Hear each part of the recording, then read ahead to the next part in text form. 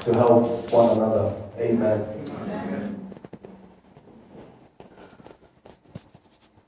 When you read Philippians chapter 2, verse 3 and 4, it says, "Do nothing out of selfish ambition or vain conceit. Rather, in humility value others above yourselves, not looking to your own interest, but each of you to the interest of others."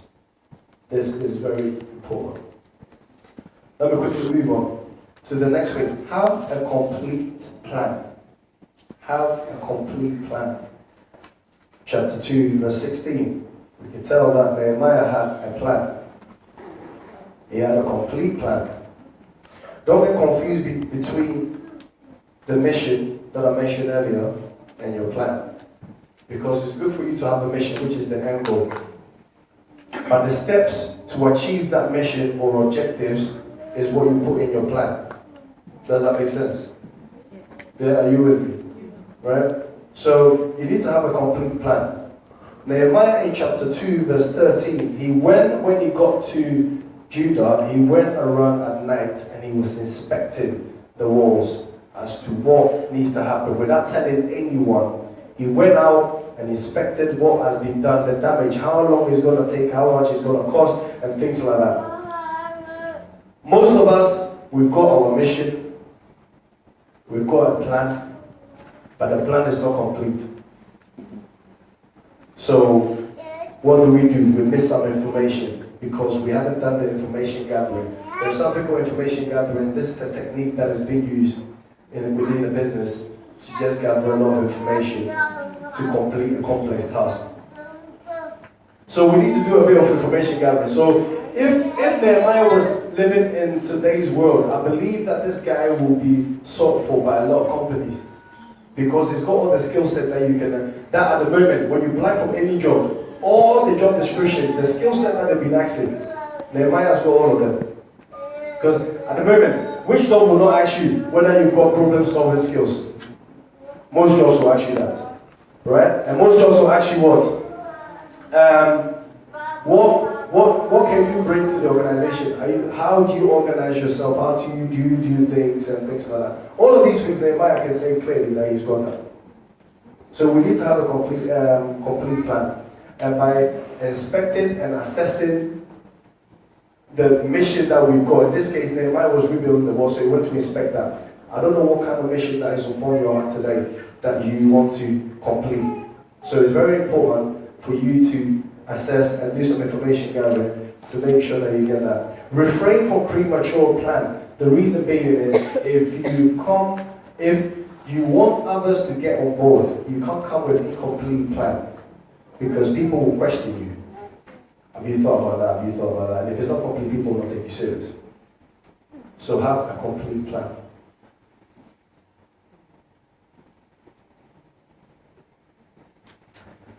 When you have prayed and fasted and you have thought about your mission, you've spoken to God, God has given you his approval. Doing all the necessary steps that I've mentioned will get you to your complete plan.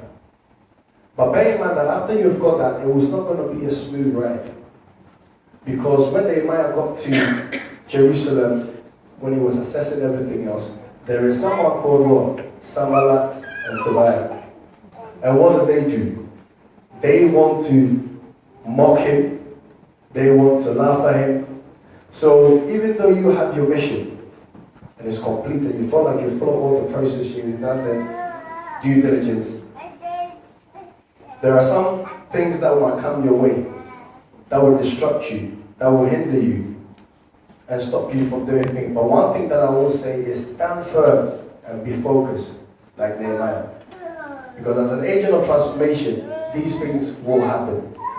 It will happen in your time. It will happen different stages of your plan, different stages of your execution of your plan. And you need to be able to stand firm to say that I'm looking at the end goal and I'm solid and I'm making sure that I think and focus more on what I want to do rather than what the distraction is. We shouldn't focus too much on the distraction. We need to stand firm. Why am I telling you all of these things? And it might sound, as I said earlier, it might be a bit like a seminar, it might be a bit like a business introduction, but I feel like there's some entrepreneurs in the house.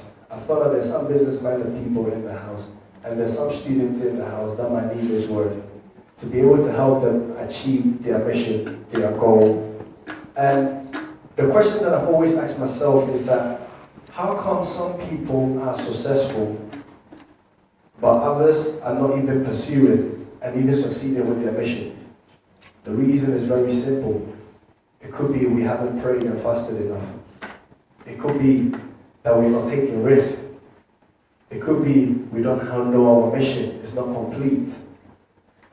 There could be different things. Or we would have probably stopped because we tried once and it failed and we never tried again. But you have to keep trying. Because as an agent of transformation, you cannot stop. You need to keep going. I want you to think about these words carefully, and because of time, I will let you sort of read the whole Nehemiah when you get a chance. This is something for you to go and read. Read the whole Nehemiah, and you understand that there are a lot of things that I believe the Lord will lay upon your heart, and the Lord will open your eyes to understand. Because I think we are in a world where people are very quick to believe things of the world, but then when they come to a church setting, they kind of struggle to sort of tap in straight away and believe it. And I think it's easier for someone outside the world to say to you, do this, do that, and people are quick to follow that. But when you come to church and people explain things to you, you start to question what they'll say. These things are very important. And as Christians, as agent of transformation, I believe we need to have those skill sets. I believe if we have that, most of us will be able to pursue whatever mission that we're on. Most of us will be able to succeed in everything that we're doing. And I don't, for once, think that as a Christian, you're meant to fail. Because I've always said this as a joke to people that as a Christian, I want to enjoy as much as I can on this earth before I go to heaven. Because heaven, though we said things that on this earth, I want to enjoy as much as I can. Right? So I don't believe that as Christians we should always be, all that I have is okay. I'm content with what I have. I'm not saying don't be content, but one thing that I want you to think about and stay in your minds is that if you want to be an agent of transformation, there are work for you to do. We all need to do some work. We all need to acquire some skill set. We need to have certain things so that when someone look at you, the illustration that I gave you about someone being broke, telling you that it will make you rich, right? When you step up and you start to speak to people, people want to be like you. People feel like, oh, this guy is good. When I'm talking about success, I'm not talking about, I'm rich, that's it. I'm not talking about that. I'm talking about everything. Success is not just driven by how much money you have, right? So let's be clear on that one. So I want you to understand that if you really want to achieve something, and I believe that a lot of people have got a lot of missions and things that are on their heart that is really a burden to them. We come to this church, there are things that you have seen that you feel like this is a burden. Like, I want this soul. Don't wait for someone else to do it. Don't be like Ananias and the other men that came to Nehemiah. Be like, if you want to be an agent of transformation, you need to be like Nehemiah. Because that's what you need to strive at, right? That's what we want to aspire and do greater things. And for us to do that, we need to have that characteristics, that skill set. That shows that we are a true agent of transformation. Nehemiah has demonstrated how we can embark on a journey and complete that. Nehemiah was able to rebuild the walls of Jerusalem and the gates in 52 days. I don't know what your mission is, and it might be like, it's too great. But one thing that I can tell you is that do not look at the magnitude of your mission and cause you to fail because you feel like it's too big. There's nothing too big for the Lord. So whatever your mission is, it can be done and it can be accomplished. But the only thing you need to understand is that that mission needs to come to God first. You need to pray and you need to fast. And I can't stress it too much that we are sometimes very comfortable and we are waiting for the other person to do it rather than, why could it not be you that can actually do it? This is something that I want to share with every single person, because I feel like a lot of people are not accomplishing their aims and their missions because they haven't read the Word of God. The Word of God has got everything we need that we need to do in this world. I can't stress it too much. Everything we need is in the Word. And if you're a business person, there are a lot of business models in the Bible that we need to even tap into. That hasn't even come out yet.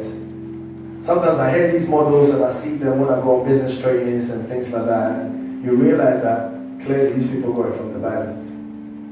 And I believe as Christians, if we've got the Bible and we're actually reading it, we're able to take all of these things out from the Bible and use it to our own benefit and also the benefit of others. Because there's no point of you, something benefiting you, and you can't share it with others. When we go out there, why are we going? We're going because we want to share what God has given us with others. And so should our mission be. As Christians, as agents of transformation, we should have these characteristics. And I believe that God will help us as we do so. God richly bless you.